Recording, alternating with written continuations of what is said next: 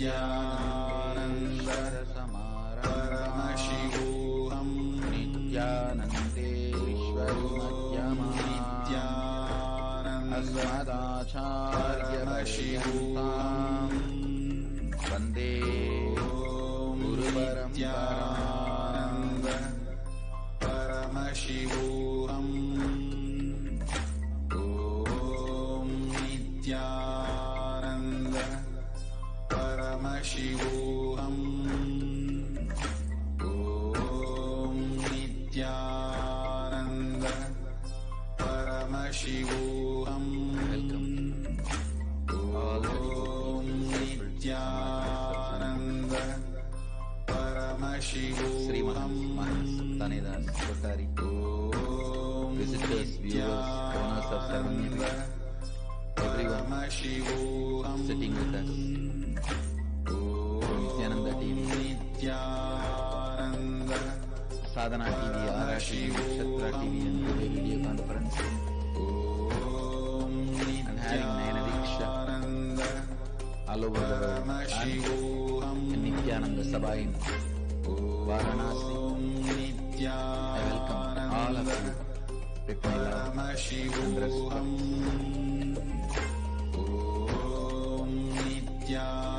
Sitting with us. Kuala Lumpur Adinam, Los Angeles Adinam, Oklahoma Adinam, Vancouver, Canada, Seattle Adinam, San Jose Adinam, Ohio Adinam, New Zealand Adinam, Toronto Adinam, Philadelphia, Montclair, China, Mexico, Dublin, Singapore Adinam, Spain, Trinidad Tobago, Dakota Dunes, Nithyananda Nagara Bididi, Houston Adinam, St. Louis Manchester, Doncaster, Hyderabad Adinam, Rostov Croatia, Rajabalayam Adinam. All of you with my love and respect.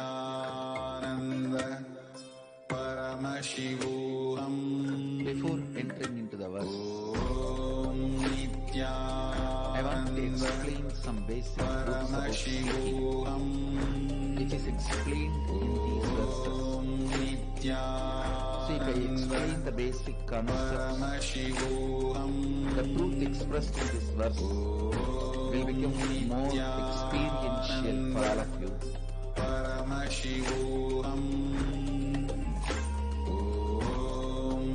Nithyananda Paramashivoham. When you are tired of dreaming,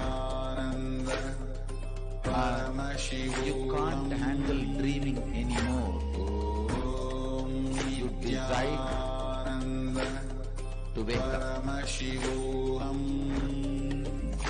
If there is a nightmare, if there is a fantasy dream, then the dream becomes too sweet or too harsh to handle when you wake up. Same way, the waking state, if you make it too sweet or too harsh, you will become awakened. Making it too harsh, becoming awakened is a lifestyle of renunciation. Making it too sweet and waking up is a lifestyle of devotion.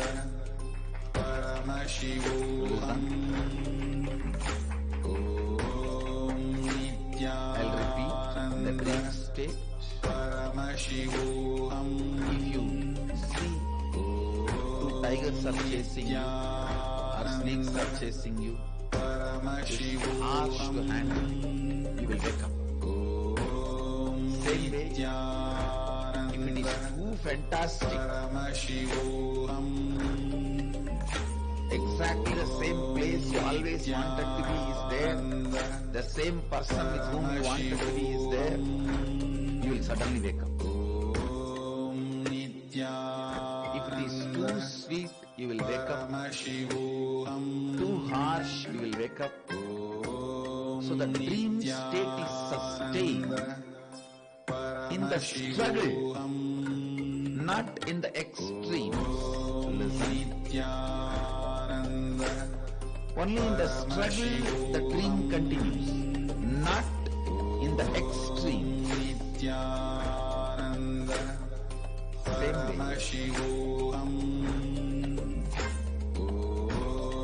In the waking state, if it is extreme sweetness, you will be awakened.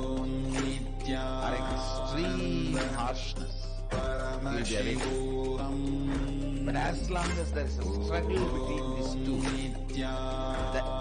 the struggle between the extreme sweetness and harshness, greed and fear, is what is your incomplete. As long as there is a struggle, you will continue to maintain this waking state. This state will continue to be. If anyone takes over, it's all over.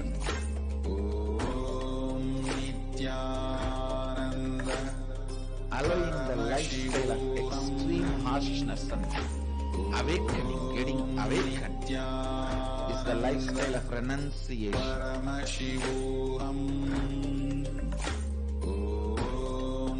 Nithyananda, Yagori, allowing the extreme sweetness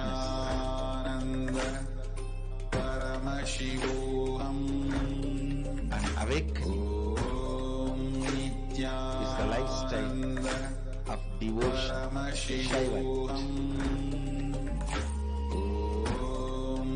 Using both the process and getting awakened is the lifestyle of Nithyananda. I use all available possible methods, process, kriyas to help you awaken. Whether it is nightmare or fantasy dreams, you will wake up. You will wake up.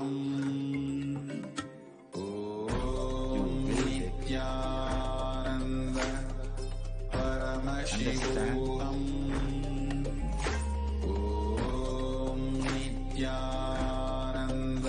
Neither fantasy, dream, nor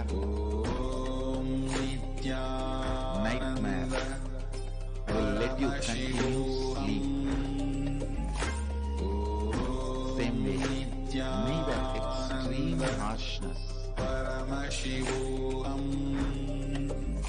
nor the extreme sweetness will help you to continue your waking state. It will lead to awakening. It will lead to awakening.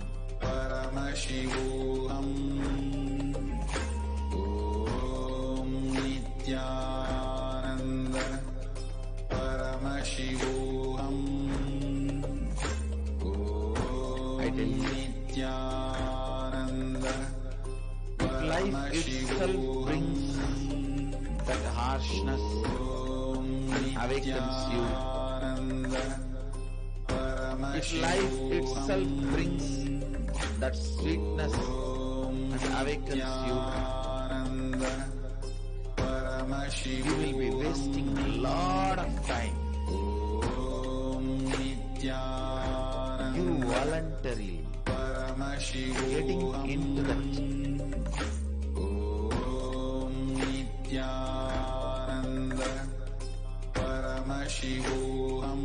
state, cooperating for your awakening is what I call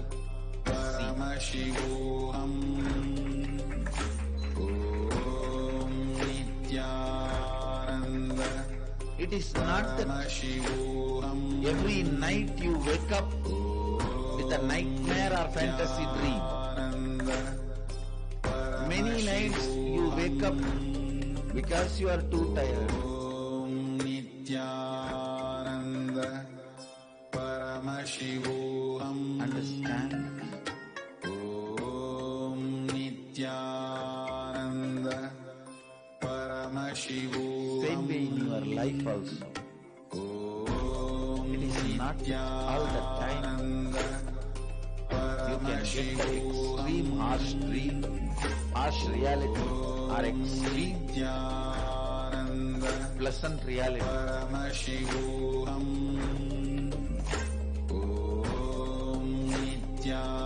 Creating either extreme harshness of reality or extreme pleasantness of reality leads to your awakening. Nithyananda Paramashivoham. Cooperating Nithyananda Paramashivoham with the life to create extreme harshness or extreme pleasantness is seek.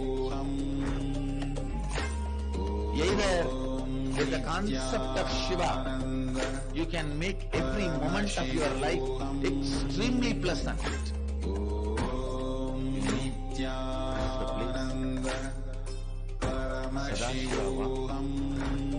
This is the very air he breathes. This is the very forest he and they spend so much of time.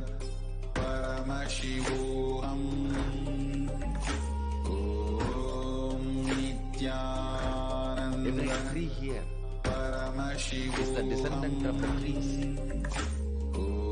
which had the function of having darshan of Sadashiva. Still the moon and the sun is a living witness.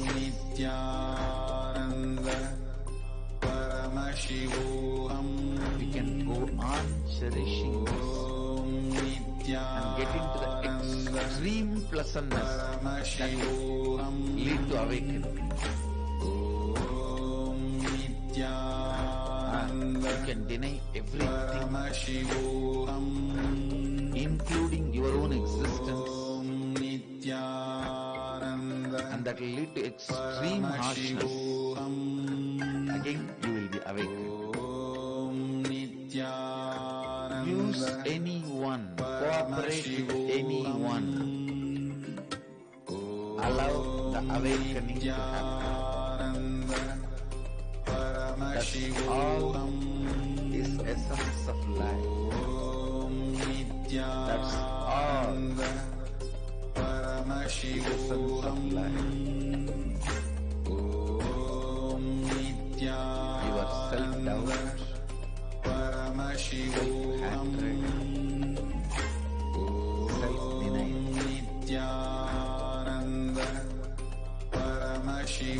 neither allows you to experience extreme harshness or extreme pleasantness. If you go through pleasantness, you doubt it. No, this is not. If you go through harshness, you build a hope. No, I'll get out of it and I will have pleasantness, joy one day. The hope stops you going to the extreme harshness. Doubt stops you going to the extreme pleasantness. And you don't allow hope. Continue to enjoy your struggling state in completion, because only that will maintain your ordinary waking. Sleep is the base material out of which the dreams can be dreamt. Confusion is the base material out of which this waking state can be perceived. Only if you are in the state of sleep, you can dream. Only if you are in the state of confusion, you can see difference. Understand, that is why confusion is a very precious investment for you. It's one of the most precious investment. Most precious investment. Paramashivoham Om Nithyananda Let confusion Paramashivoham you are most precious. Om Nithyananda Paramashivoham Every step,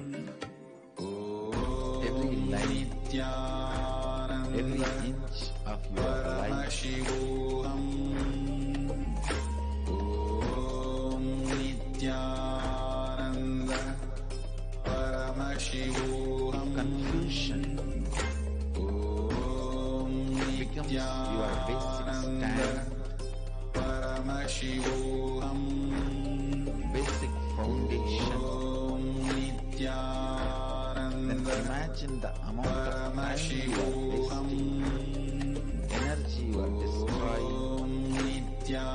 Nithyananda Paramashivoham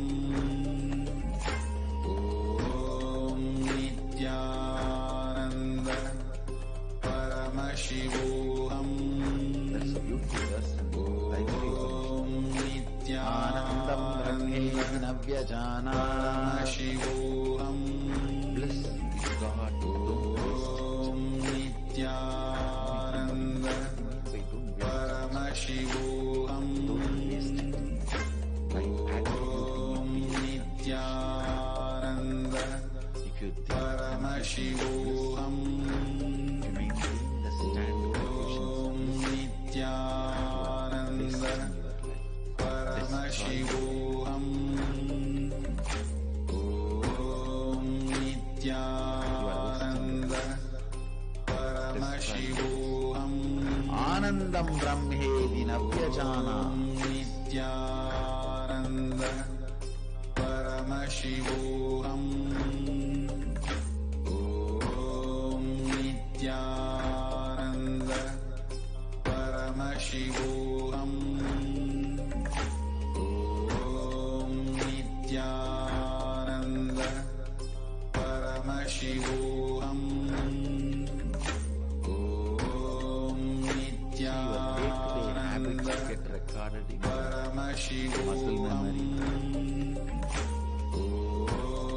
Your lifestyle patterns, like what you feel about all that gets recorded in your biomemory. Nithyananda Paramashivoham Cleaning up your muscle memory can be done by building good habits. Paramashivoham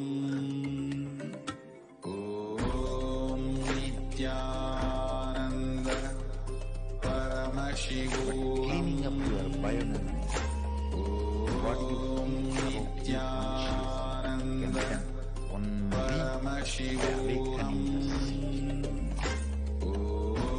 Awakening the seed. Nithyananda Paramashivoham Om Nithyananda Paramashivoham Om Nithyananda Paramashivoham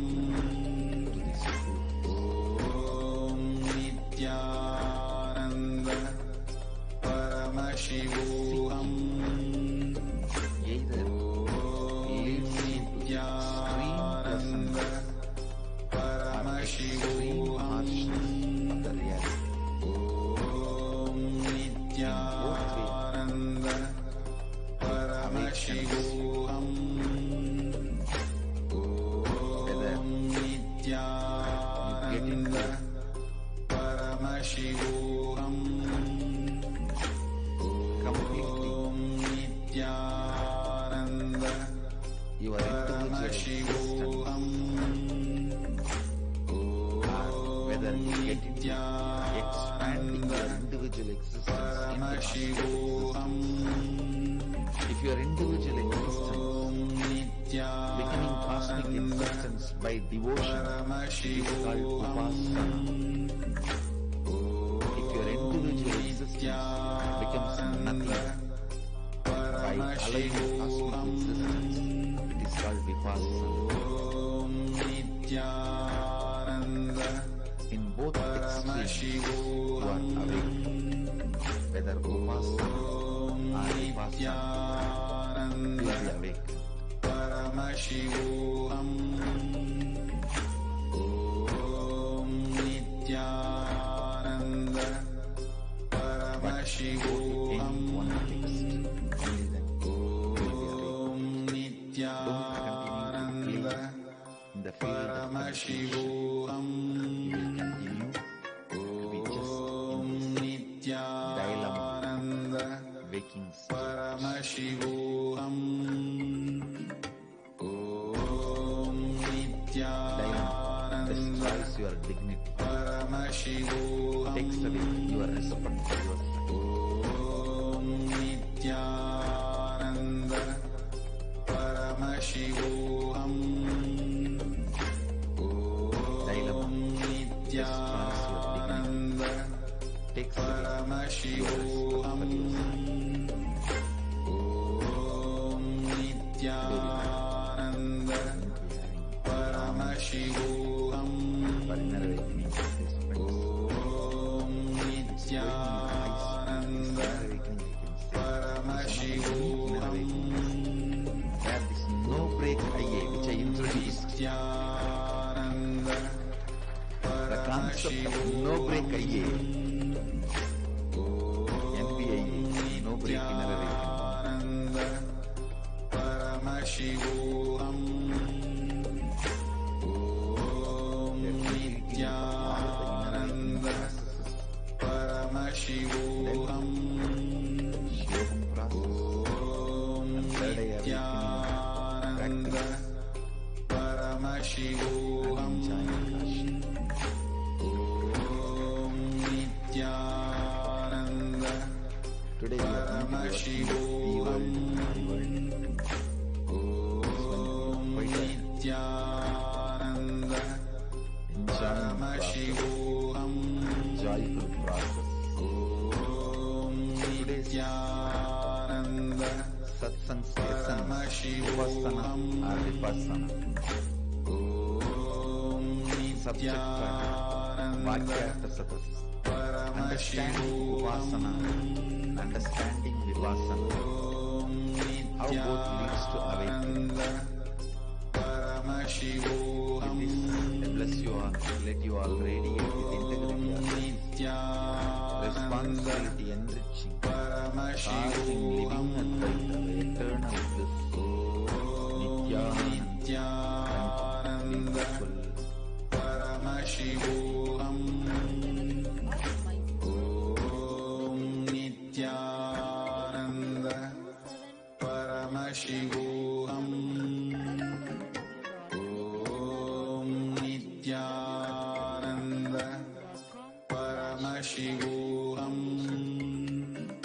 Om Nithyananda.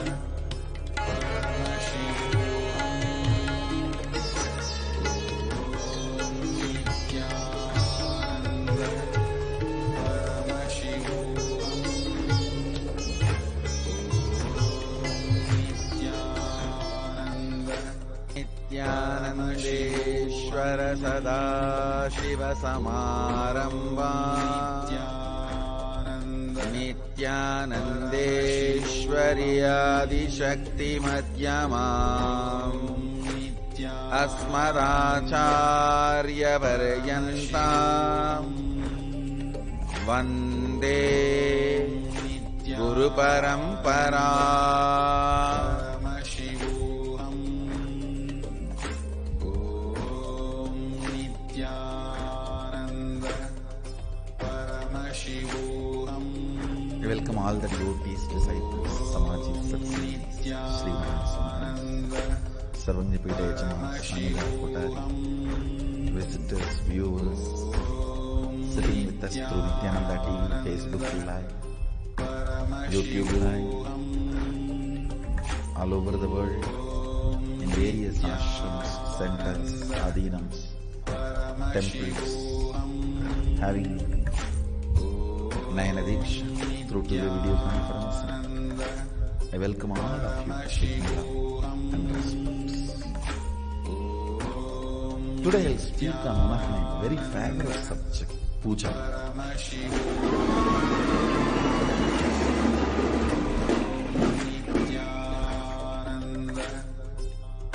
I just see the last 39 years of my life on the planet Earth, what is the activity in which I have spent maximum time? Not yoga, surely not talking to you guys and taking class, not doing Sangha activity, not doing meditation,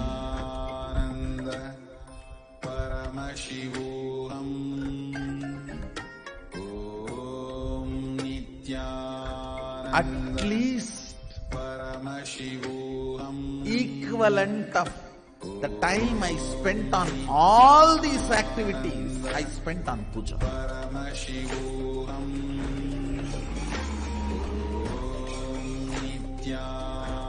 Sometimes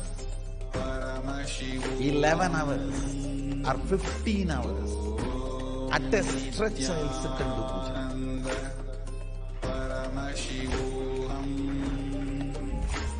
Understand, I may promote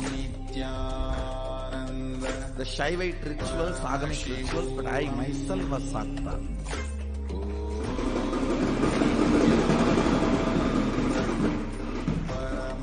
I practiced Shakta tradition, Sakta Sampradaya, means worshipping Devi. Basically, I received Bhuvneshwari Vidya from my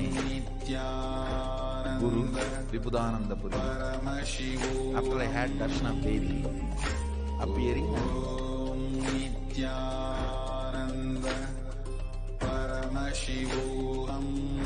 I made the deity of Devi with my own hand in a stone variety called soapstone. It's a kind of a soft stone. I myself made tools with my own hands, carved, took the help of local carving artisans. Few hours their support.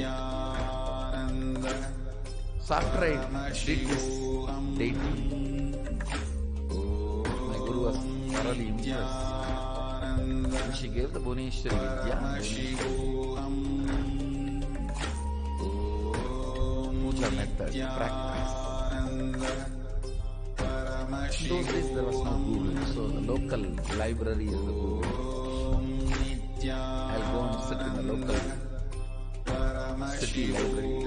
I should not say city library, village library. There was a government library where a lot of books will be there. Ramanashram also used to run a library. So I used to go there and sit and download the books. I used to go and sit and copy the puja patadis available in the library.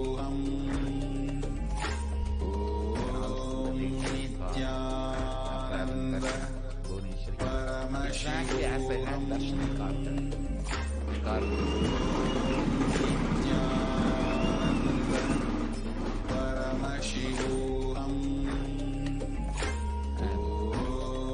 Actually, my life started with puja. Ganapati puja, Ganesha puja, which my whole life started.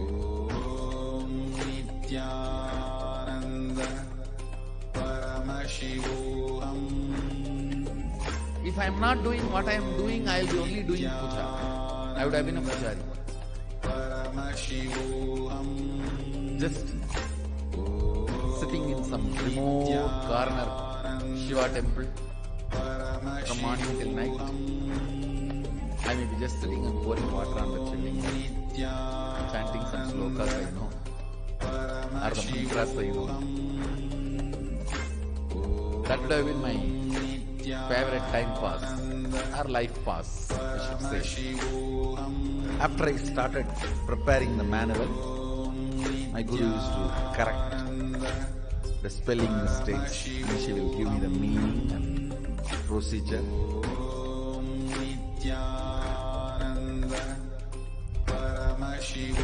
Before every puja, I'll prepare elaborate manuals to instruct myself and study. Still, fortunately, we have few manuals protected by my mother. Some of the manuals I prepared for Sri Vidya and Ramakrishna Puja and other Shodasopachara Pujas like Sadashiva's Puja and Ganapati Puja and Durga Puja and Vishnu Puja.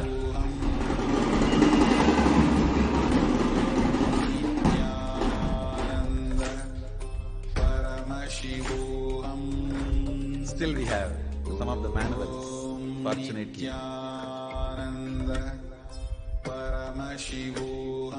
Much of them are Sanskrit and Tamil mix. Means in Sanskrit script also I'll write the mantra, and then Tamil script also. I'll write the mantra and write the meaning in Tamil, procedures in Tamil. We do have some manuals with Sanskrit script. Can you get Devanagari script?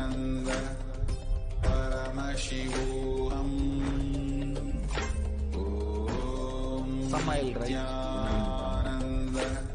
but I'll first prepare elaborately to educate myself. Thanks to my grandfather who put the seed of puja inside me, I have seen his sincerity. See, when the business hours increase, he will come back to home only night 1 o'clock. And after 1 o'clock he will take bath and do the night puja. Night puja will be only 10-15 minutes. Then he will sing for some half an hour, all the stotras. He will go to bed by 2 o'clock. Next day again he will be up, awake 4 o'clock, take bath and do his pranayama. I have not seen him doing yoga, but I have seen him doing pranayama. He will do pranayama and start his puja. He is not a great pandit, but whatever few mantras he knows and stotras, with that he will do a very relaxed, spending lot of time, not hurry-burry, washing and cleaning those deities, clothing them and jewelling them and applying sandalwood paste and offering flowers or bay leaf and then the Nithyananda. Elaborately, very relaxed way, at least 1 hour he will spend. I have seen this from the time I remember me. From the time I remember me,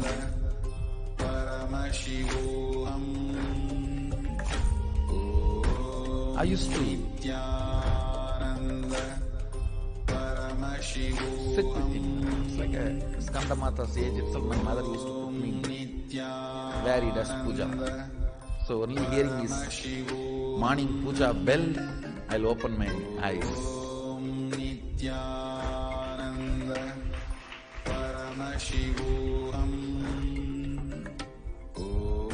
Most of the days, puja which is inside. Fortunately, it has grown, it was nourished by my other gurus, mentors, ultimately culminated into a completion by Arunagiri Vishwara's blessings. He himself materialized and gave a Bhuvaneshwari yantra and a Shivalinga and Jnananjana box. Still I have all of them. Some of the items I took it to him and he blessed and gave. Some of the items he materialized and gave.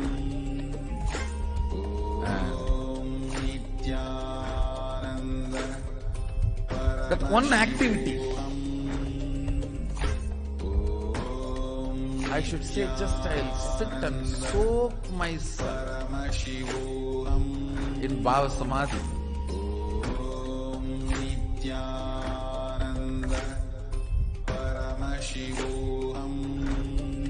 The number of hours I spent in yoga, number of hours I spent in talking to all of you, number of hours I spent in my public life, number of hours I spent in meditation, all put together cannot grasp the number of hours I spent in puja. Understand? I am an intelligent man, I will not waste my time.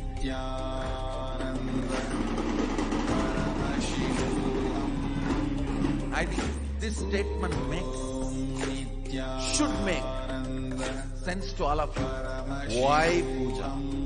An intelligent person like Swami, who doesn't waste time, has spent so much time on puja, then there is something there need to be explored.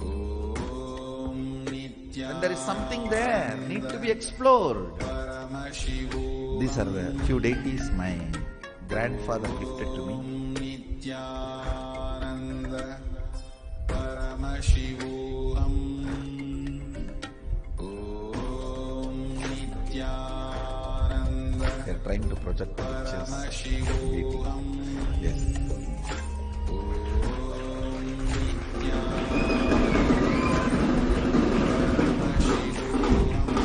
There is two Shivalinga you can see, one green, another one small metal, 5 mm. I think it's Panchaloka. That green one was gifted to me by my grandfather, and that small one was gifted by Arunagiri Yogeshwara himself. He materialized and gave.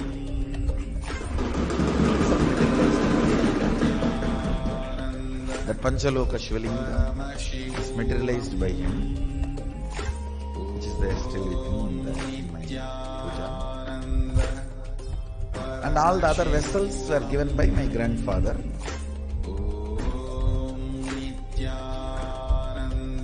And that Annapurani he brought from Kashi. When he went to Kashi, he gifted it to me.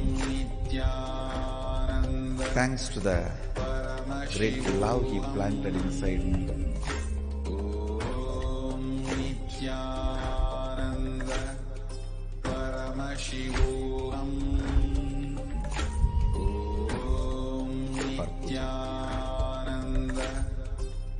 Let me explain some of the important things you need to know about puja. The first truth you need to know: God exists and He accepts your love, your devotion. Actions you perform as demonstration of your sacred sentiment that I love you, I am surrendering, I recognize your existence in my existence. Whether you are happening to me in the form of joy, health, wealth, bliss, contentment, all the good things I feel as good things, or some things which I am not yet able to recognize as good things. You may be happening to me in whatever way you want, whatever way life is happening to me, but I do recognize your existence in me, in my life, in my existence. Share this truth authentically. That's what I call devotion, bhakti.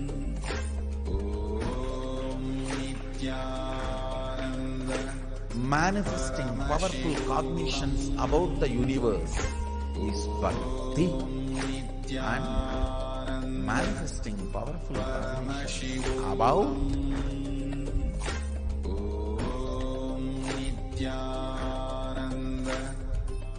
everything that exists is puja. Puja is the time you naturally manifest most powerful sacred cognitions about life, about universe, about God. Especially if you understand those mantras, the sacred sentiments, meaning behind those mantras. We will start soon class of sessions for every one of us to understand the sacred sentiments. When you sit with those sacred sentiments and bhavas, it is literally Shakti Vada with Sadashiva himself.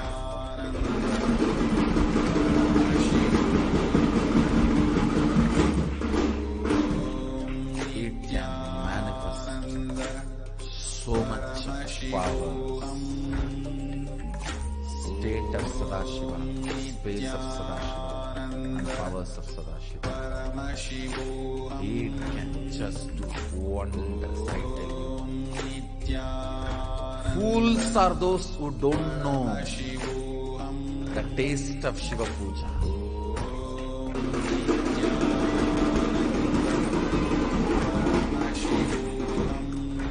It is actually literally missing an important component in the life. When I use the word Shiva Puja, maybe you should take this as a meaning of Ishta Devata Puja. I don't want to exclude the Shaktas or Vaishnavites or other deity worshippers.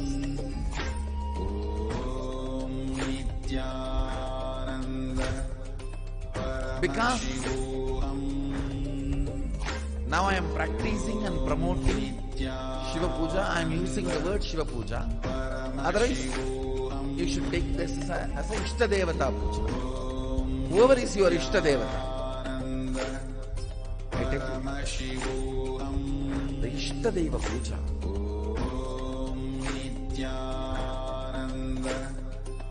physically sitting and cognizing the Archavatara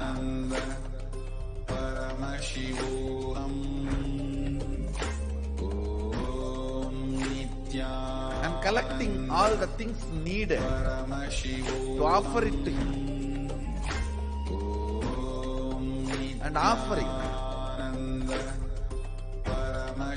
by invoking the tremendous sacred sentiments and just getting soaked into it. It's a methodology of creating Kailasa wherever you are.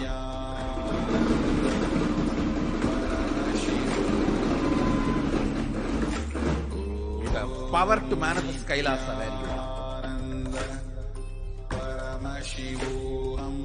And your sacred sentiments are so powerful, he has to recognize it.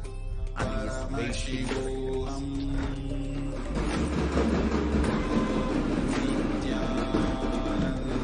Sadashiva may not need your puja, but he is waiting to respond to you.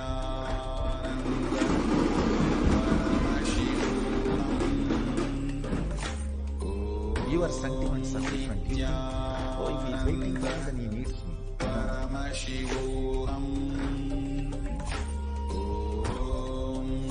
He doesn't need, but he responds. He is alive, very much alive, available.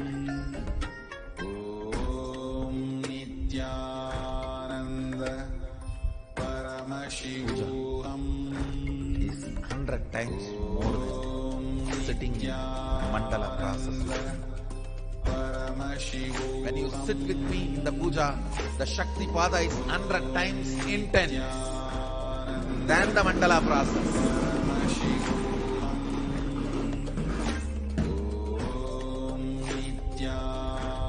Because the sacred sentiments invoke.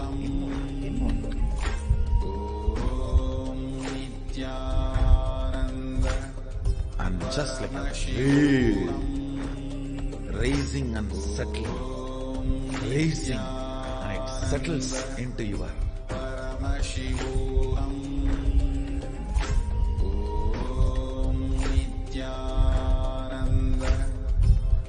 muscle memory. The sacred space of puja.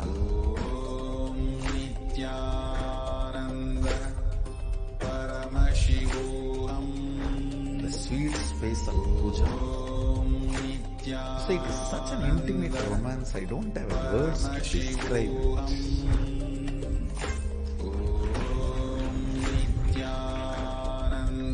Romance described loses its sweetness and sacredness, becomes dirty.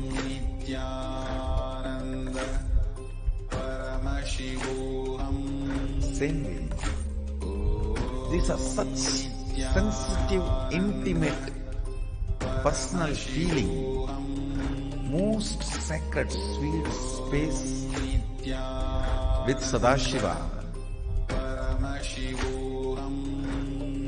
Even the people who assist me with my own puja cannot understand the kind of a wide smile and the madness I radiate during puja.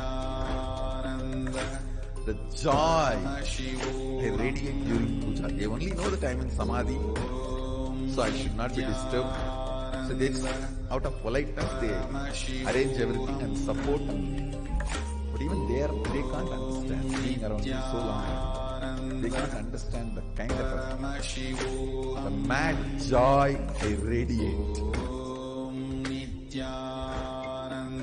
I tell you, Bhava Samadhi should be tasted when you are in human body.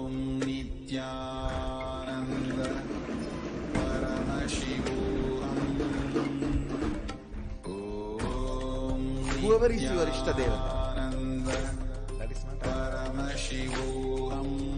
in Hindu tradition, all gods represent the Purna Brahma, the Paripurna Akhanda Satchidananda, Chinmayananda Swayam Prakasa, Jyoti Swarupa Brahman, the ultimate. All gods represent ultimate. You can choose anyone from 33 crores, and if you are not satisfied with any of them, you can create one. No problem. Hinduism gives you complete freedom.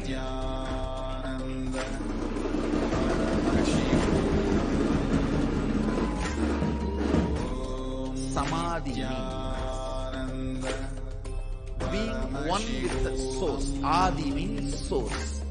Sama Adi means one with the source.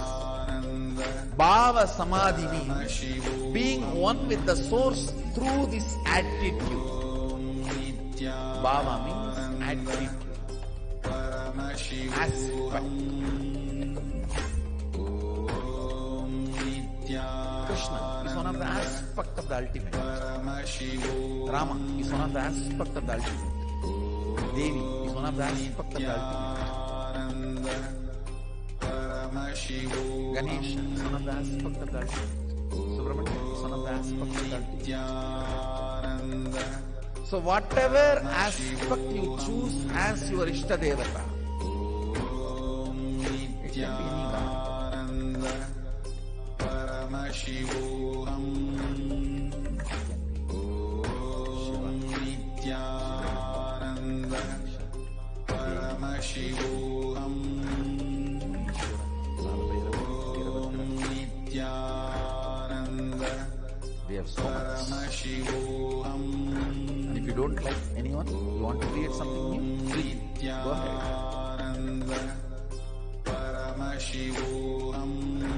The aspect, bhava you choose, through that bhava, being one with the source, samadhi, is bhava samadhi. knowing this Bhava is ardent and being in someone with that is Bhava. Nithyananda Paramashivoham Your Ishta. Nithyananda Paramashivoham Kanta Satchidananda Paripurna Paramashivoham Nirguna Brahma Nithyananda Paramashivoham who has a pet and lived with that pet for years only will understand his love and sentiment with the pet.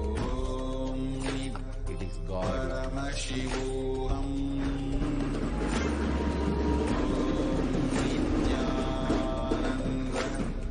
People who never had pets can never understand the pet lovers' sentiment. They will only cry foul. Oh, they spend so much money on dog. They spend so much money on cat, rat.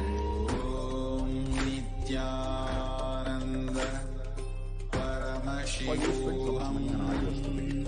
Who asked?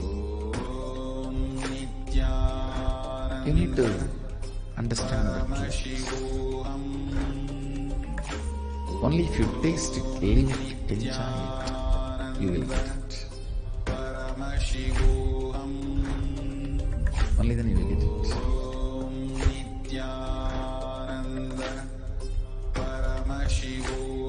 Not otherwise. You need little bit of initiation and tuning to enjoy one of these most important aspects of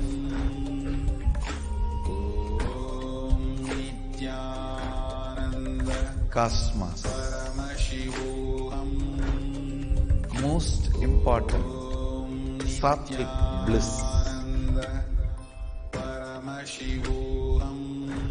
So today and tomorrow we have Samaya Diksha and Vishesha Diksha for all the Sadashivatva and Nithyananda participants.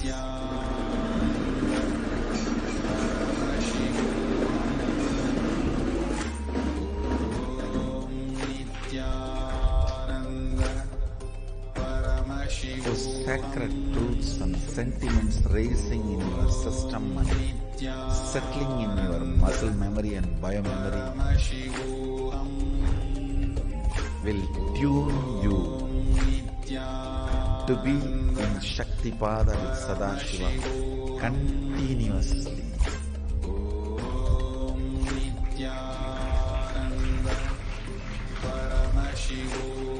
Puja is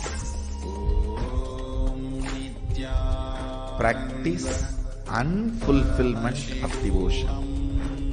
Not just practice. I tell you, fruit of devotion is puja. Fruit of puja is devotion.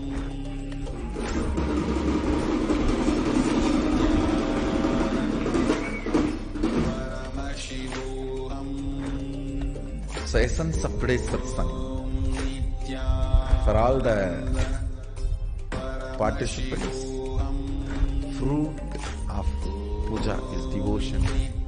Fruit of devotion is puja. So with this, I bless you all. Let's all radiate with integrity, authenticity, responsibility, enriching, causing, living Shuddha Advaita Saiva, the eternal bliss, Sadashivoham, the eternal bliss, Nithyananda. Thank you. Be blissful. Nithyananda Paramashivoham Om Nithyananda Paramashivoham Om Nithyananda Paramashivoham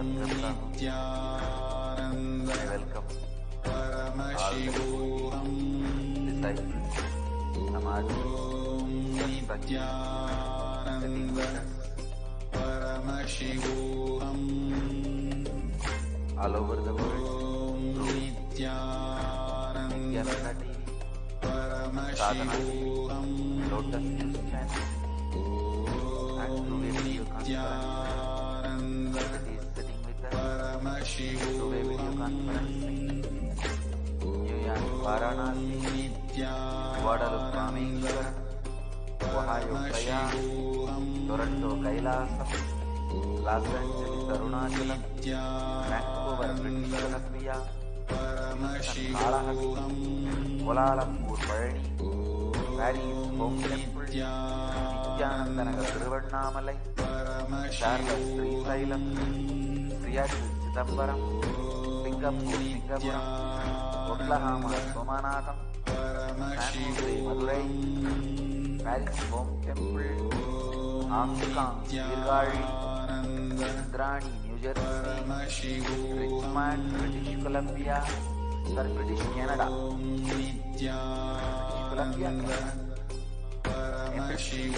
Pididi, Oman, Sivagangai, Bangalore, North, Monterrey, Mexico, London, UK, Port Washington, New York, Bogota, Colombia, Dubai, Vaidyanathan, Barrington, UK, Dallas, Dwaraka, Slovakia, Shivaloka, Santiago, La Jolla, Port Washington, New York,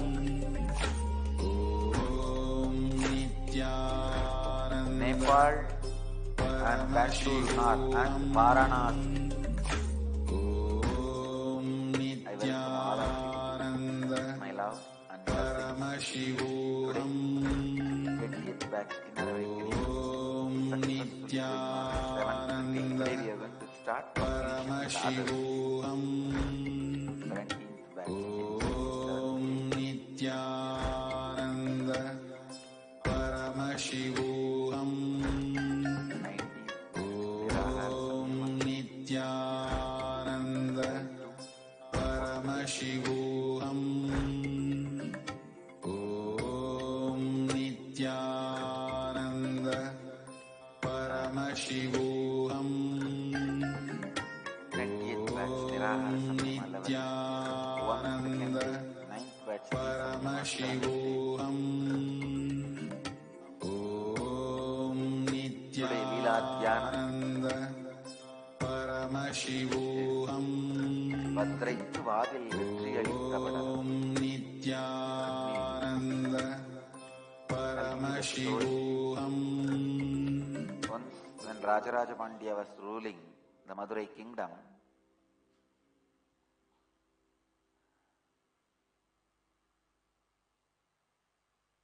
he was jealous of a singer, Panapatran, a great Shiva devotee.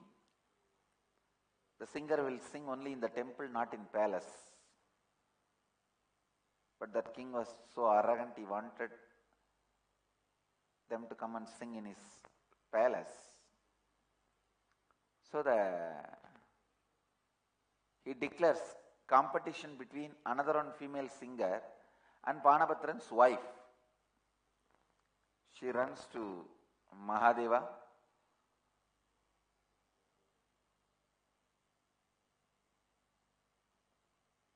comes and sings. Even though Panapatrai, the wife, sang well, king gave the verdict in favor of other singer. The wife says, "Come on, your verdict is biased. Let's go to the temple and sing in front of the Sundareshwara. Let him give the verdict."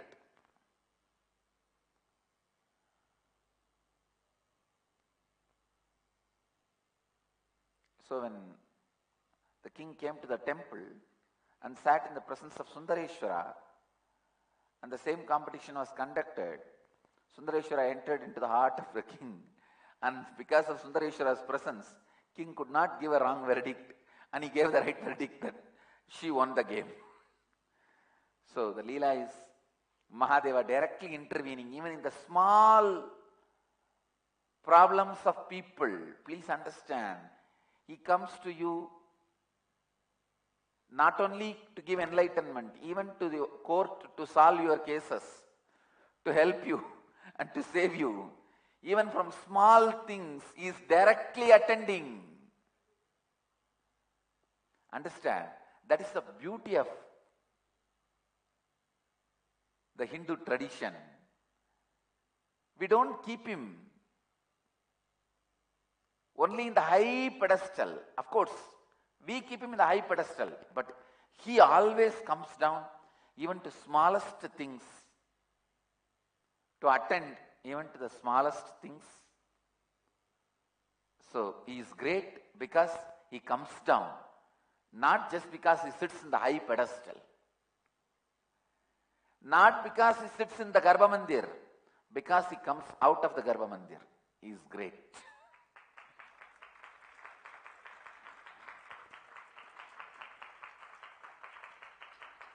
He is great not just because he sits in the Garbha Mandir and receives the puja.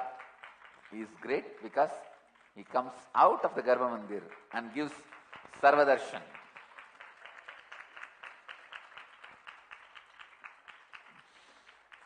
Today, Mahadeva is gracing us the Leela of giving the victory in the court for our female devotee.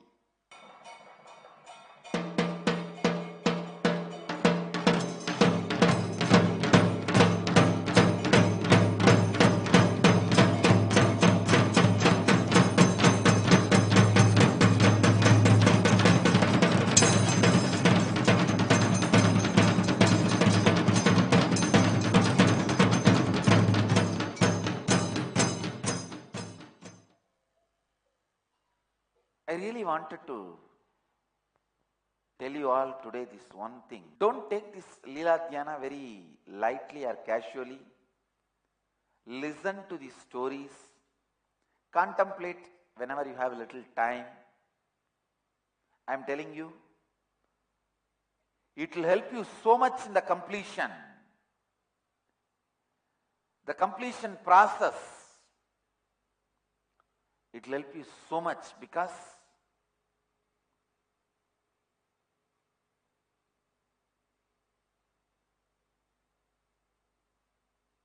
please listen. It is not that Mahadeva was doing all these dramas only during the Pandya's time or Meenakshi's time. He is still continuing to do all the Leelas. He is continuously available.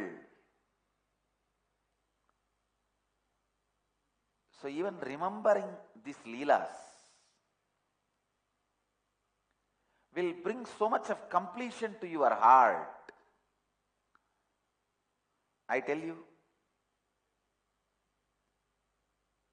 somebody asked Ramakrishna once, "Oh, Bhagavan, if you have not started teaching all of us, what you would have become?" He says, "I would have taken a body of an old Brahmin lady who has become widow while she was very young." Means, in India the marriages are held at the age of 6, 7. Sometimes the girl will not even see the husband fully and that fellow will die somewhere and this girl will remain as widow forever. Ramakrishna says, I will get that kind of a life where I am married at the age of 5. Before even I went to the husband's house, the husband will die and I will be a child widow sitting and having a small hut in the banks of Ganga, growing my own vegetable and having a cow for milk, and whole day I will just sit, think of Krishna and his Leelas, drink the milk I have and eat the vegetable I grow. I will spend my whole life in the Leela Dhyana of Krishna. He very beautifully describes in Bengali, if I did not take up this Sangha work, if I have not taken up this work, all I will do is sit in front of our Anandeshwara and just be lost in the Leelas of Mahadeva, which he has done in Madurai. Of course, all over the world.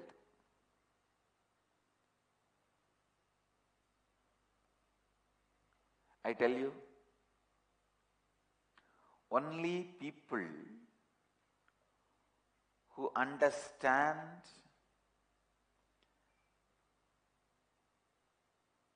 the amount of completion bhakti can bring in your system.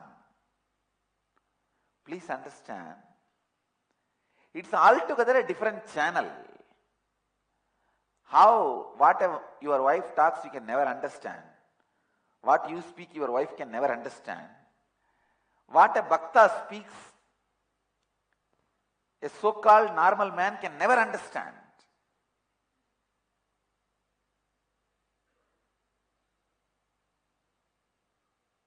That's why these so-called normal men, they always call bhaktas as crazy, and bhaktas always call this normal men as deluded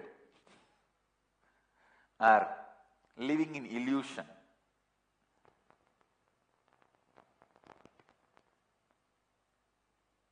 But in my court, if the arguments of the bhaktas and the so-called normal men, the logical men, if it is brought, I'll naturally vote for bhaktas. And I tell you, Cosmos votes for bhaktas.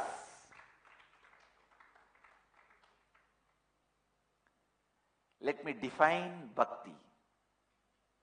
People who experienced completion out of the emotion which happens due to the higher consciousness pastimes. Please understand. Your pastime always leads you to incompletion. An incarnation's pastimes always leads you to completion. Your past always leads you to incompletion. An incarnation's pastimes always leads you to completion. If you constantly remember what you did when you were a child, you will be in more and more incompletion. If you constantly remember what Krishna did when he was a child, you will be more and more in the space of completion.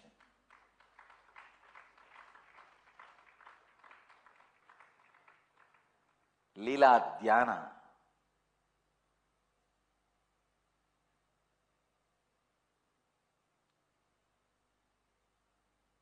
I tell you, Leela Dhyana is such a powerful space creator. Listen.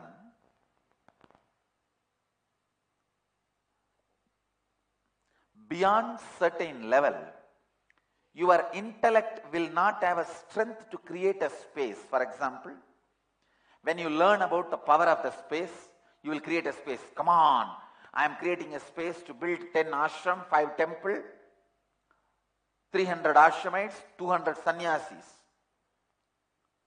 You will fail.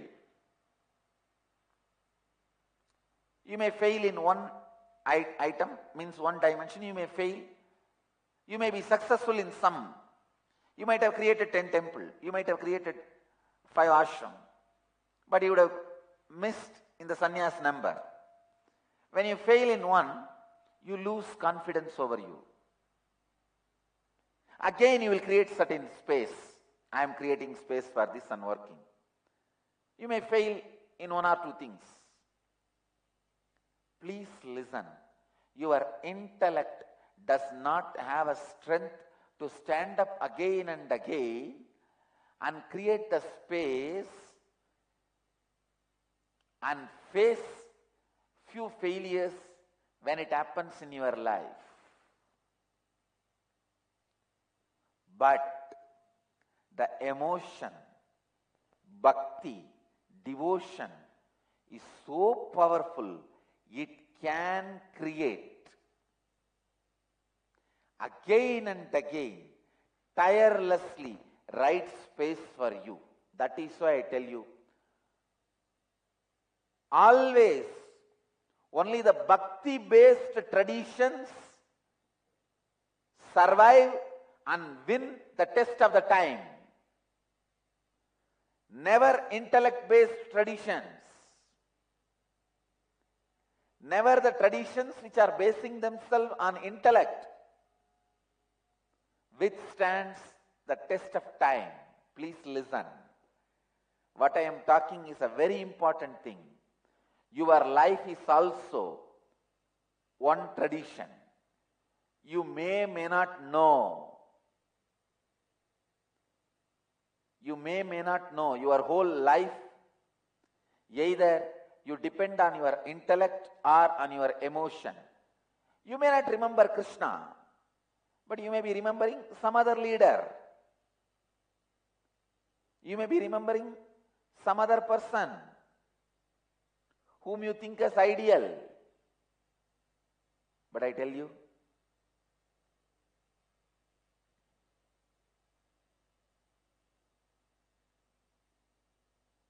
devotion, bhakti, lila, dhyana is such powerful space creator.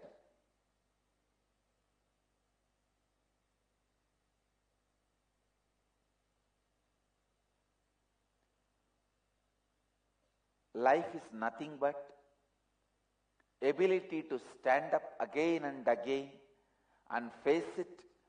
How many ways doubts and depression attack you?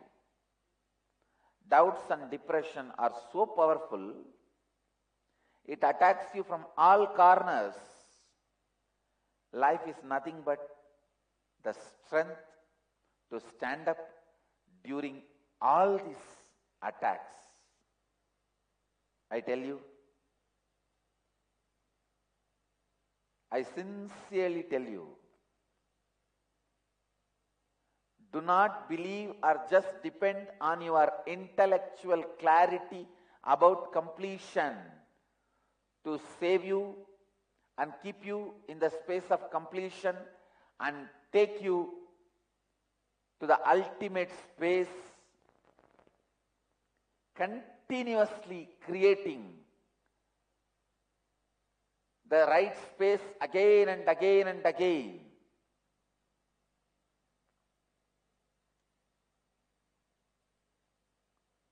If you think I am complete with integrity, authenticity, responsibility, enriching, I am creating this space, this has to happen. Great, no doubt. But always there will be some corner, somewhere,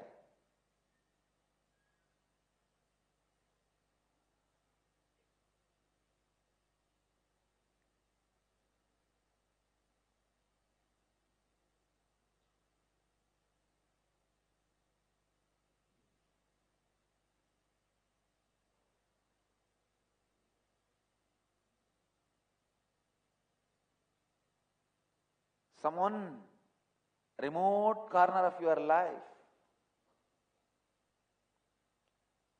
If you have some lack of integrity or inauthenticity, if that reflects in your result, please understand, listen carefully. You will lose completely faith over you and the philosophy with which you are living. You will collapse and tumble down. I tell you, again standing up will be so difficult. Even when you stand up, you will have so much of self-doubt. I tell you, devotion,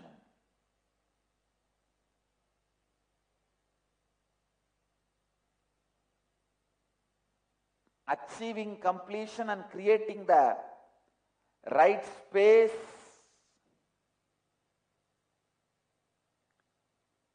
out of devotion will again and again make you stand up, will give you the strength to stand up without collapsing. Even if you fall, you won't collapse. Only with intellect, the intellectually understanding completion, integrity, authenticity, responsibility and enriching, when you fall, you will collapse. But if you understand with emotion, please listen, with emotion, with Leela Dhyana, with devotion, if you understand, even if you fall, you won't collapse. And I tell you, when you create the space along with the feeling connection, emotion, devotion towards the higher consciousness, I guarantee simply failure disappears from your system. Because Krishna is not a story. Sundareshwara is not a story. Meenakshi is not a story. I can't even say it has happened. I only can say it is happening whenever you remember them.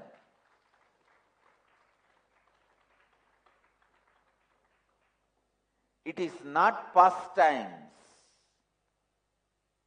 It is present times whenever you remember them.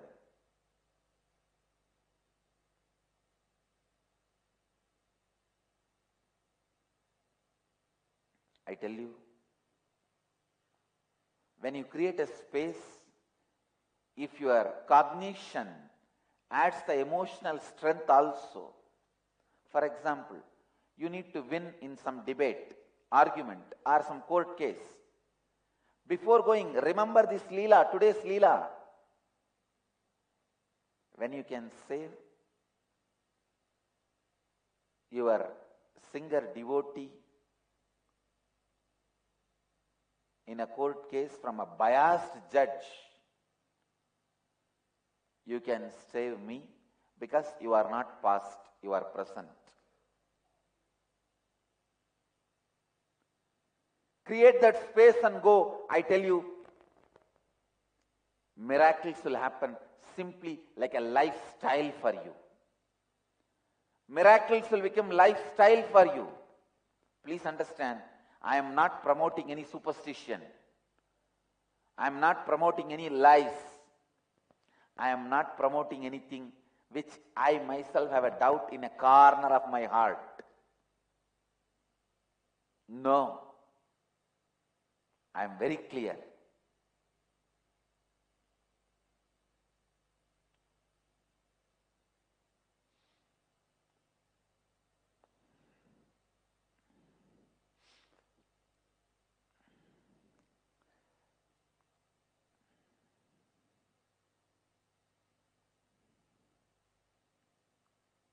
Understand,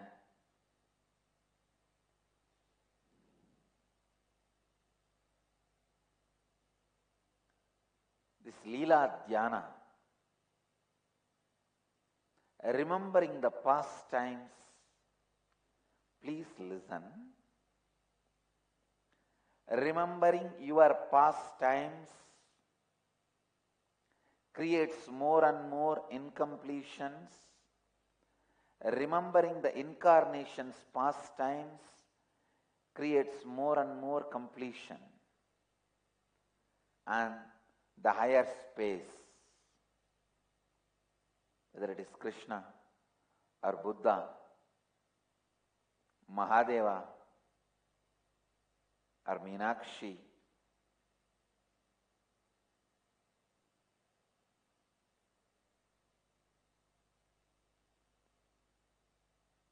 even remembering their leelas.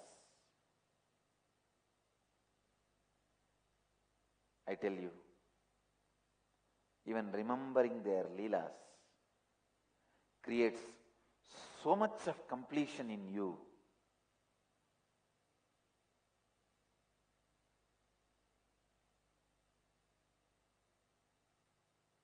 It heals your mamakara. Please understand.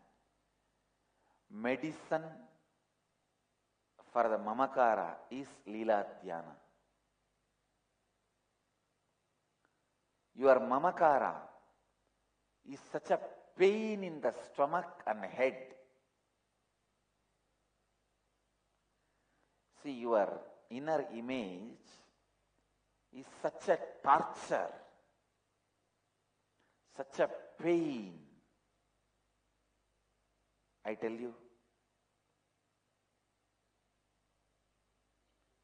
Leela Dhyana is such beautiful nectar to heal your inner image. If you are struggling to get out of your inner image, you should complete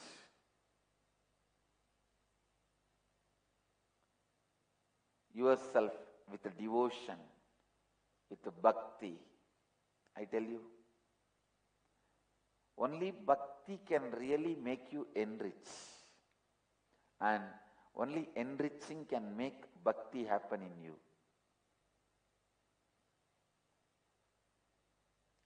If you had little bit of bhakti, no one needs to pressurize you to enrich.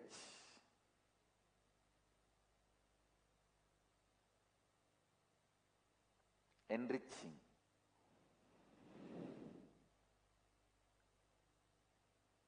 Enriching will be just your breathing pattern.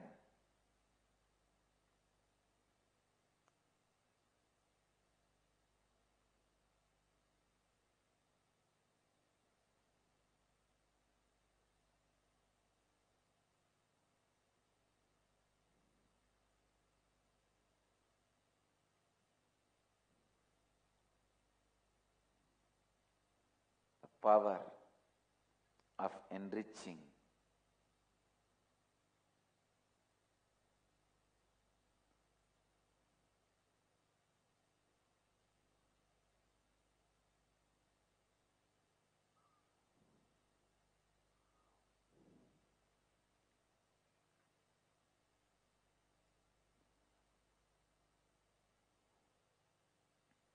When I speak about bhakti, I am stuck with words.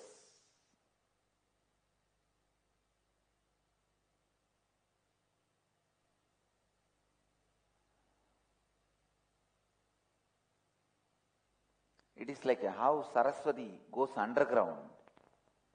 It is said, Saraswati goes underground, it seems to wash the feet dust of the devotees.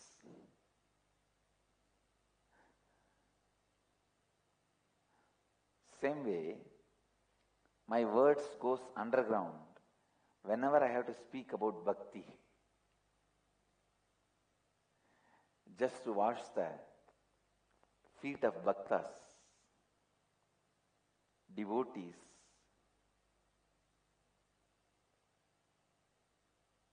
When I remember these great devotees, how the enriching becomes such natural part of their life.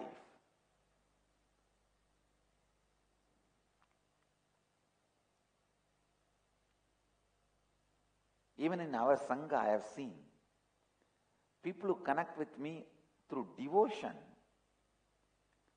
They don't need this lesson of enriching. Simply, if they breathe, wherever they go, whatever they do, it is enriching, enriching, enriching. I tell you, if you build your completion with devotion also as a part of your cognition, then You will never fall into depression. You will have so much of strength. It is like a steel inside the concrete. Just the concrete pillar without steel may collapse after some time. But if the steel is there inside, reinforced, then naturally pillar life increases multifold. Please listen. I tell you exactly, if you build your completion and life just with the intellectual understanding of integrity, authenticity, responsibility and enriching, it is like a just concrete pillar. If you build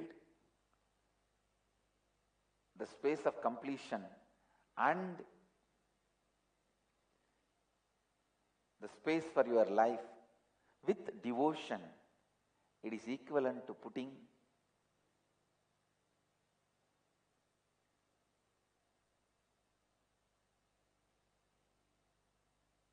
the steel rods.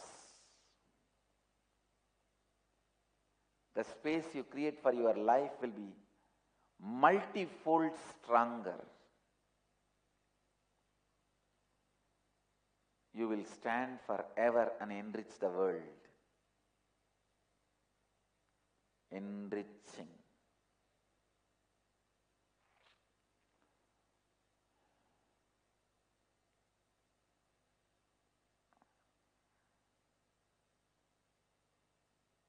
Enriching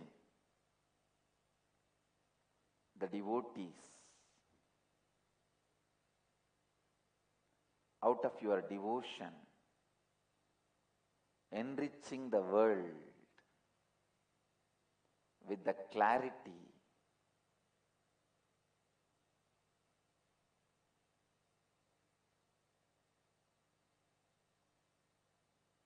I tell you,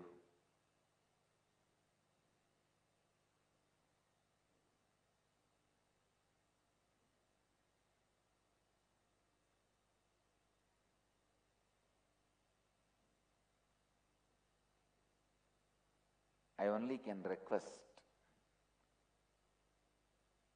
please bring devotion in some form in your cognition. When it comes to devotion, even preaching or teaching looks very aggressive. It is such a sweet, soft component of the being. It can only be shared, the smile in the eyes or as the tears in the eyes.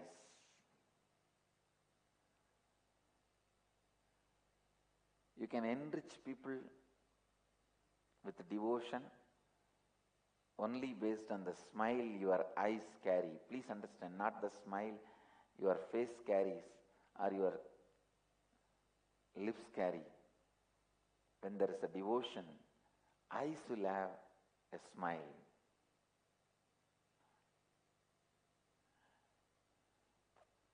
Only a person who has experienced it can recognize it.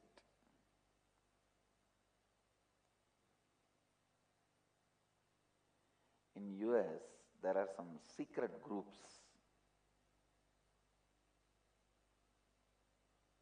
They have their own special practices, gatherings.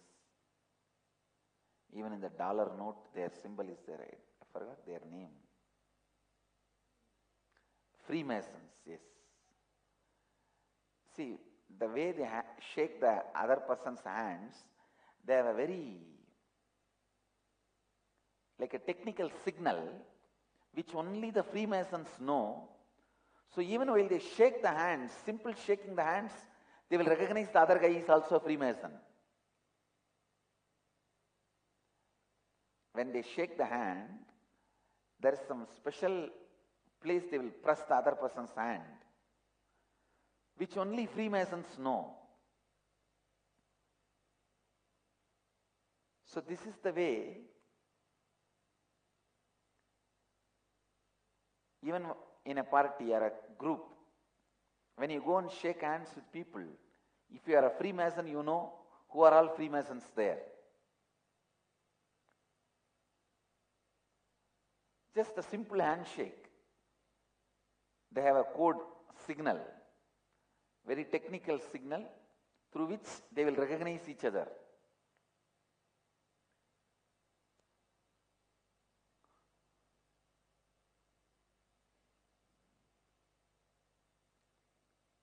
Same way, I wanted my devotees and disciples, Sangha, to recognize each other based on the smile they carry in their eyes.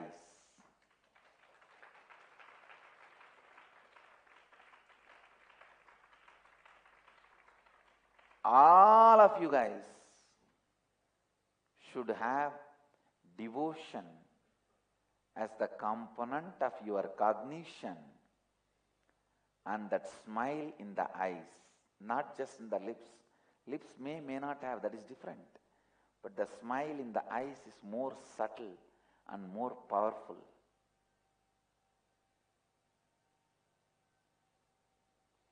Smile in the eyes happens when your heart melts in devotion for the right reason, in the right context, with the right completion.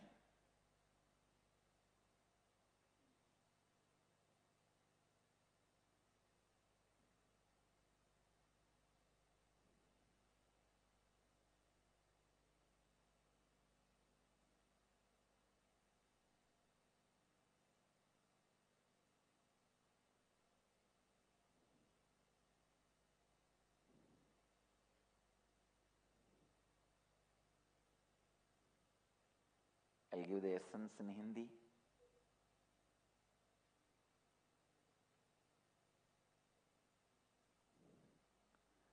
लीला ध्यान आपको पूर्णत्व की प्रक्रिया में बहुत महत्वपूर्ण सहायता देगा। पूर्णत्व पाने की बहुत शक्तिशाली प्रक्रिया है भक्ति। जिन लोगों ने पूर्णत्व का अनुभव लीला ध्यान यानी उच्च स्तर के खेल का स्मरण करने से किया है, उसी का नाम भक्ति है। एक स्तर से बढ़कर आपके दिमाग द्वारा पुनः पुनः असफलता का सामना करके सही अंतर आकाश को फिर निर्मित करने की शक्ति आप में नहीं है, किंतु भक्ति इतनी शक्तिशाली है कि वो पुनः पुनः लगातार आपको सही अंतर आकाश में लाने की क्षमता रखती है। जीवन और कुछ नहीं बल्कि संदेह और निराशा के सामने पुनः पुनः खड़े होकर सही अंतर आकाश में स्थापित होना है। इस पूर्णत्व के लिए केवल बुद्धि पर्याप्त नहीं है, इसके लिए भक्ति एक बहुत ही अनिवार्य और महत्वपूर्ण भाग है।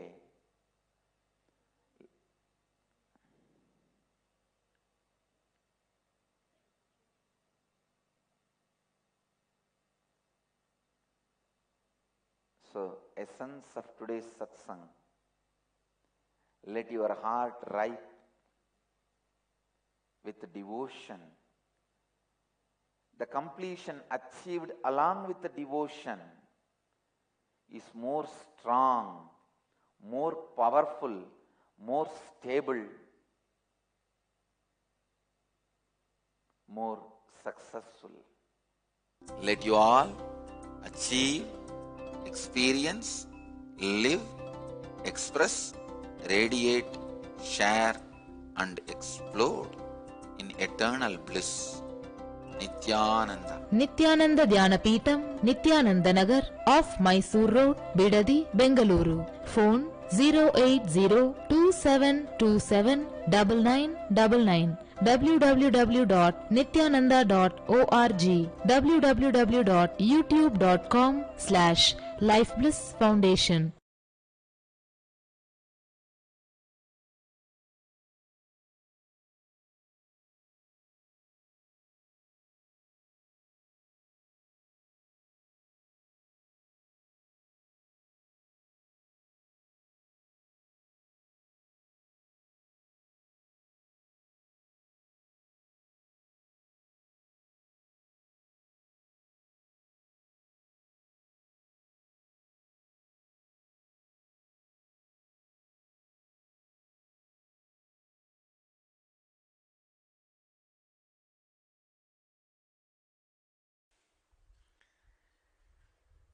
सदाशिवसमारम्भाम् शङ्कराचार्यमध्यमाम् अस्मदाचार्यपर्यन्ताम् वन्दे गुरुपरम्पराम्.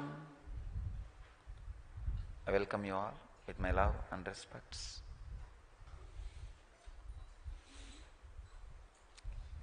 Today's subject for the morning satsang is Bhakti, the song of God.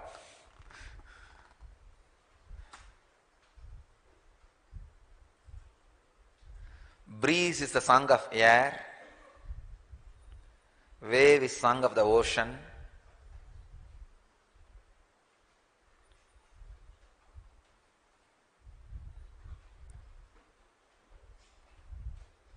flower is song of the plant, fruit is song of the tree,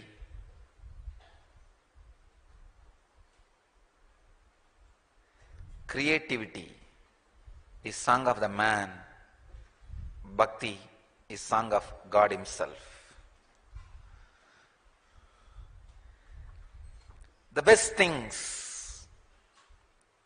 each one can present to the cosmos. Best thing air can present to the cosmos is a breeze. Best thing a plant can present to the world is a flower. Best thing a tree can present to the world is a fruit. Best thing ocean can present to us is waves. Best thing human beings can give it to the cosmos is creativity. Best thing God can give it to the world is bhakti. Understand? And I wanted to very clearly make you understand, best thing God can give it to the world is not enlightenment. It is bhakti. Because with enlightenment idea, there is something like ending. With bhakti, it is continuous flowing. Bhakti is beyond enlightenment.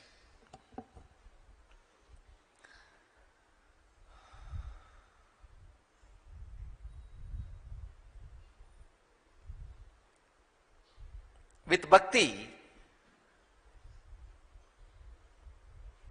anything you have or not does not matter.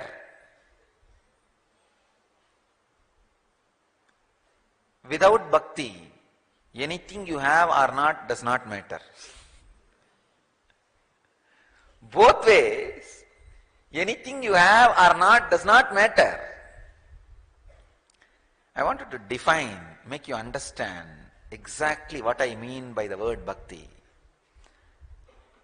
Yesterday I was watching one of the YouTube video, very powerful video. I really enjoyed, so I wanted that to be shown not only to all the ashramites, even to all the BSP participants.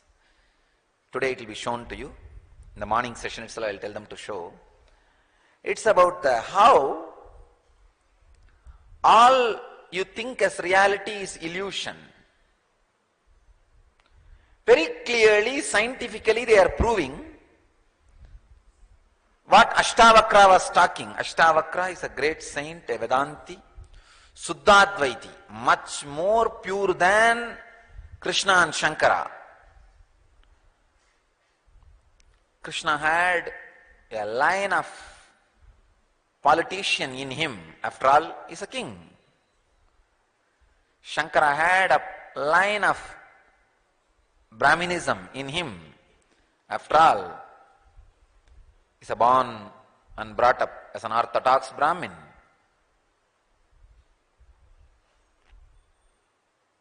Just like, still I have line of Arunachala in me. Whether it is good or bad, that streak is there. Nothing can be done about it.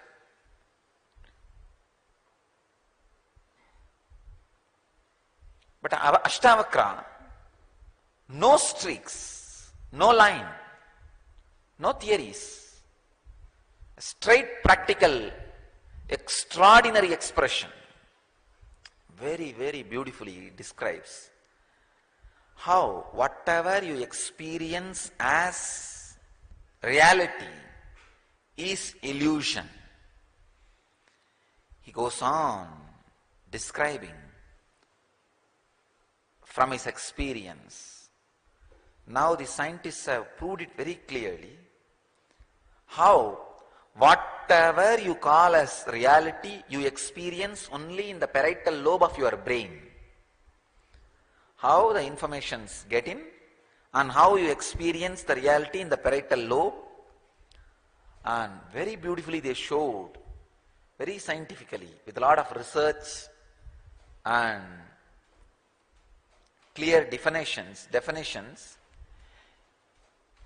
if your brain is removed, kept alive, brain can be kept alive even if your body is removed. How many bodies are kept alive even if the brain is removed? Brain can be kept alive even if it is removed from the body. If it is removed from the body and kept in a box, alive, and feed all the information you are getting now through the computer. For example, now what all the informations you are receiving? You are seeing Swamiji is sitting, and morning satsang is happening. You all just now finished Guru Puja, in the ecstasy, just sitting in the silence, listening to the words pouring out of Master. This is the information you are receiving, this is the experience you are going through. If the same video record is fed to your brain through a computer, which is possible, and your brain will be experiencing this, that's all. Your brain will be exactly going through the same experience.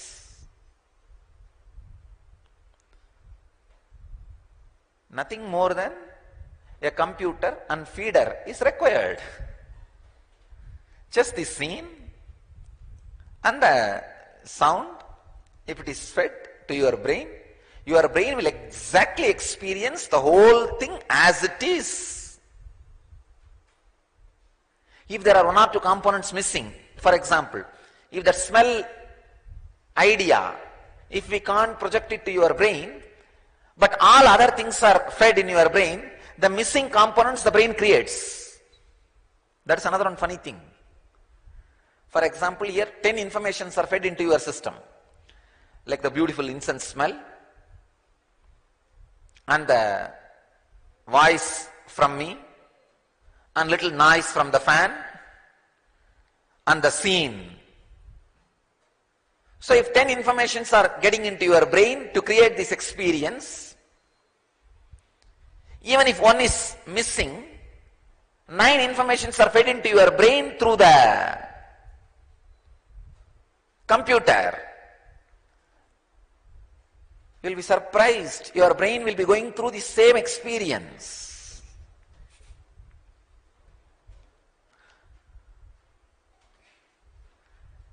Then, how do you call this is something real and there is something called illusion?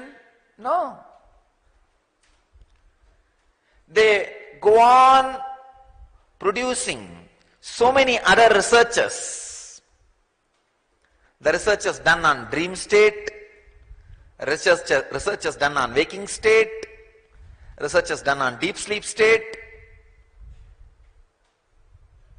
Very clearly, scientifically, they are proving how whatever you experience, including the idea of your body, you experience only in the parietal lobe.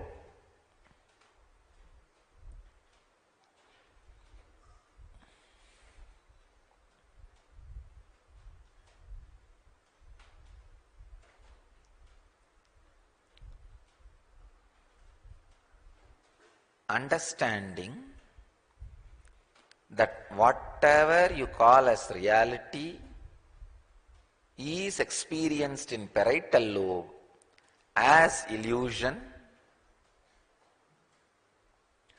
and ability to feel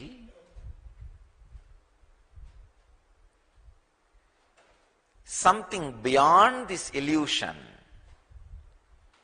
and ability to merge, relax into something beyond this illusion is bhakti.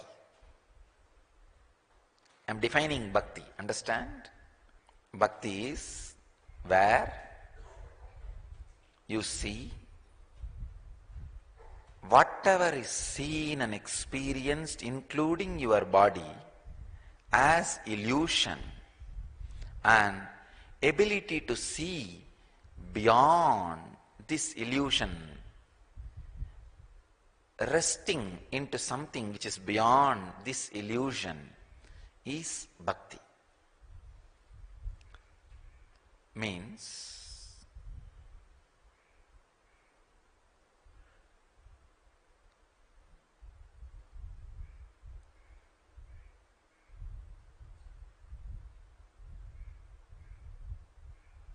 how many times you remember and you know that you are going to die, whatever you are creating is going to be left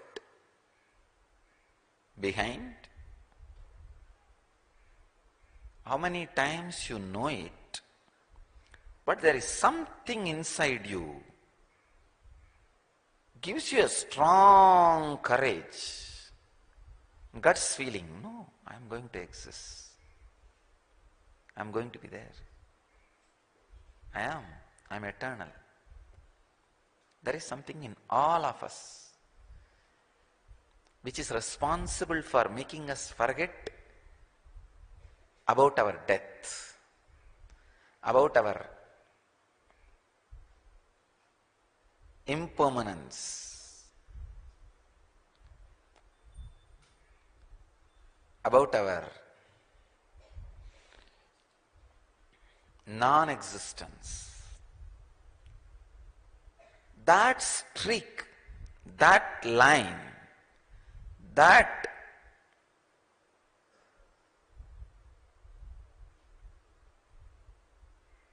part which is in you, that part which reflects in you, becomes alive, becomes more in you when you start understanding this, whatever you call as reality is illusion. Please understand, if you think this is reality, that part which gives you the courage that you are going to be, your reality looks like illusion. If you empower that more, this will look like illusion. In the books describing meditation techniques, especially the techniques for Advaitic experience, Vedantic experience, they have a technique. Feel like from the backside of your head, there is like whole thing, there is a huge screen. Means whatever you are seeing is, this is the way you are seeing. From the behind, which you are seeing, there is a huge screen. Whatever you are seeing, the whole world is a movie going on in that screen. If you have seen the IMAX theater, you can visualize what I am saying. In the IMAX theater, except your backside, the whole thing is covered. Just visualize you are sitting in an IMAX theater. From backside of your head there is a huge IMAX screen. And whatever you are seeing, experiencing is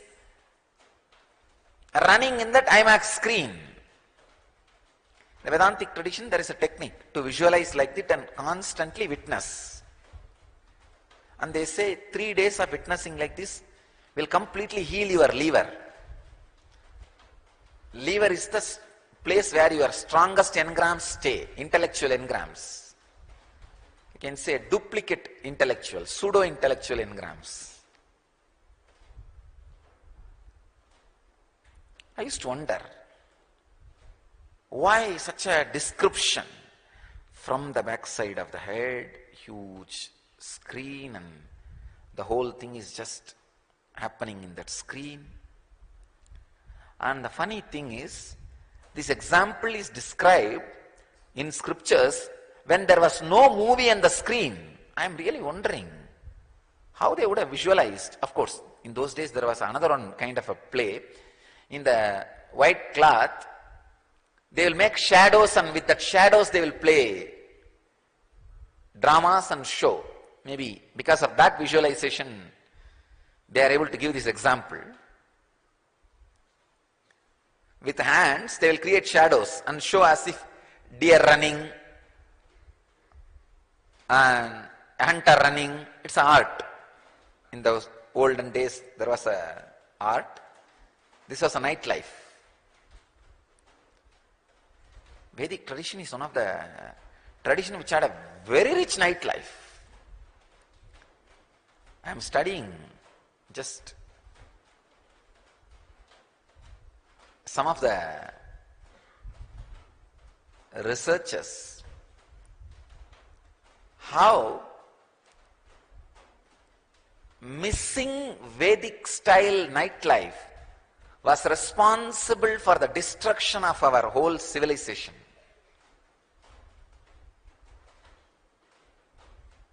How the Western civilizations took over. First, if you want to penetrate into any civilization, first penetrate as nightlife. That is the best way. That is the easiest vulnerable way. Human beings are vulnerable in night and their activities in the nightlife. Their actions in the nightlife. What they do for fun. What they feel as fun. What we felt as fun. What we felt as joy. What we used to do for fun was the first goal of intellectual war, civilizational war done on Vedic tradition. That is the most vulnerable part. If somehow that part can be destroyed, take away the Bharatanatyam, take away the traditional music, take away the traditional joys, take away all the traditional drinks, infuse your civilization's drinks, your civilization's dance, their civilization's dressing, their civilization's ideas about enjoyment, their civilization's idea about sex. When all those things are infused, suddenly people find Vedic tradition is useless. Anything useless is useless. This is the way I can say one of the biggest attack happened on Vedic tradition. If you look back, we had a very rich nightlife, very juicy nightlife. Even the nightlife was centered on enlightenment. The thread of enlightenment. It was always,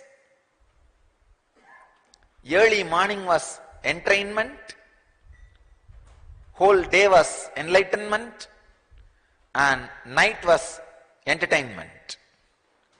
That was the way our civilization was built, but everything is on yen.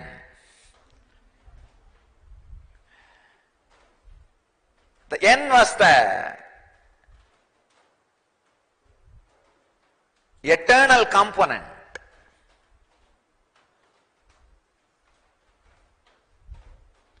Eternal need. Eternal necessity.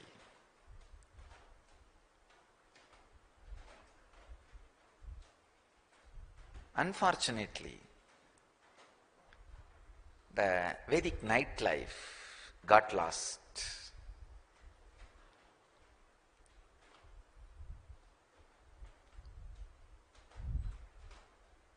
Communication happens only with the nightlife. Dialogue happens only in the nightlife. Whatever you do in the daytime is monologue and business. There will never be a dialogue. A community will never be built when there is no nightlife. See the whole society, wherever the group of communities exists, there is something nightlife. That creates small team, group, friends. Vedic tradition had a very rich nightlife. This visualization has come from the Vedic nightlife. The visualization of huge screen from your back, and the whole thing is just projected in that.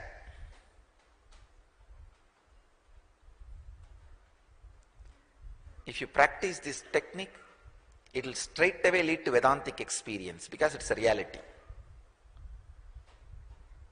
And understanding beyond the screen, beyond these illusions, there is something which you may not be able to grasp by the mind which you are having now, which is more grass.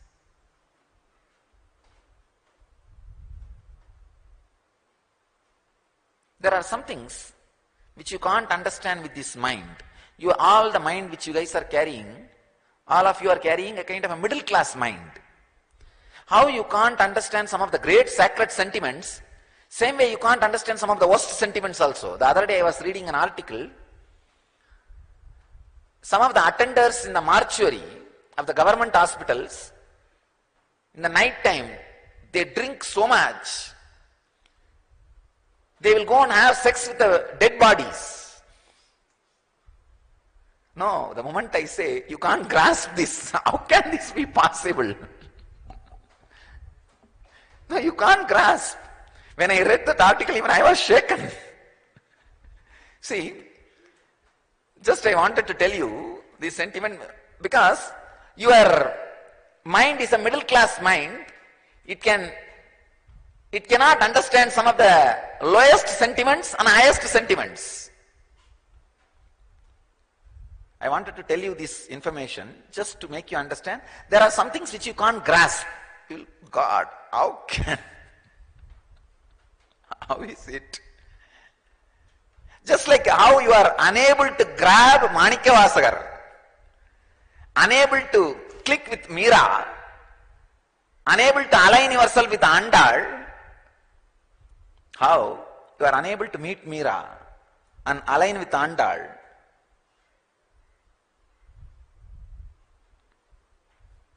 You can't grab this idea. It is too low for you.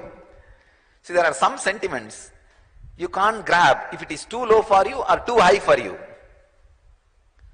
So you need to understand, just because you can't grab that sentiment, don't think that does not exist. We are not able to grab, but it is. Same way, there are sacred sentiments. We are not able to grab, but it is.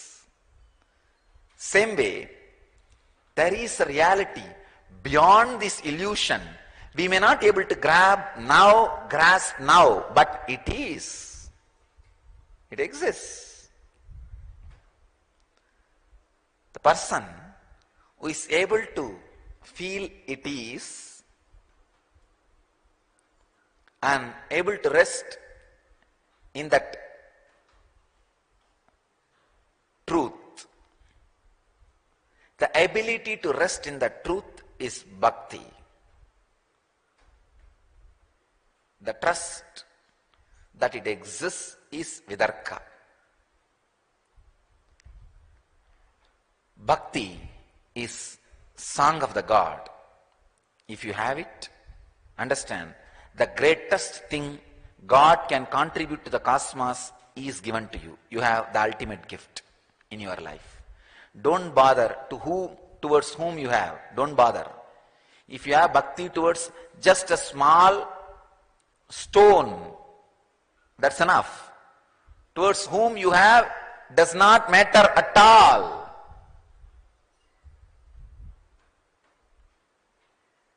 If it is towards a man or a woman or a stone, anything is okay.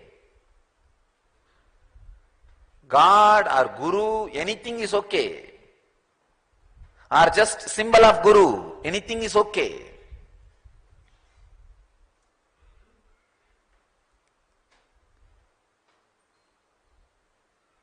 I saw one of the religious leader, very sincere person. He used to carry a small murti of his Guru or whom he feels as God. Always he will have that deity and worship continuously. Once in the travel, just that box in which he kept the murti fell. I could see his whole body